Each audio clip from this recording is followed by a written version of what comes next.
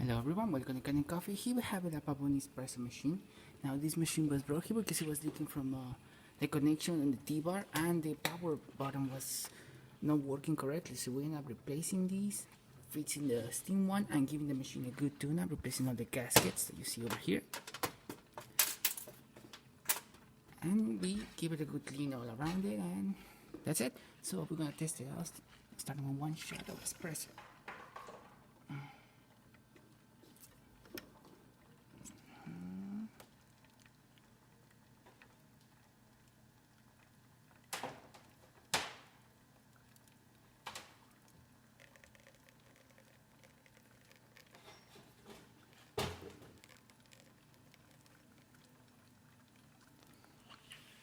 And now some steam.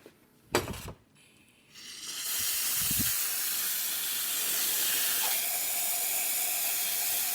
there you have it, pavoni working once again.